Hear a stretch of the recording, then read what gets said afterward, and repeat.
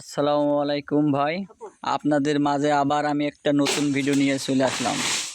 এই সেই পাম ফল দেখেন ভাই, এই পাম ফলেতে আপনার তেল হয়, ওই বীজতে আপনার হচ্ছে সাবান হয়, তারপরে হয় আপনার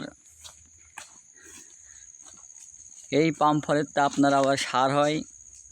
দেখেন ভাই, আপনারা যদি কেউ বাংলাদেশে আসতে চান আমার সাথে যোগাযোগ করতে পারেন।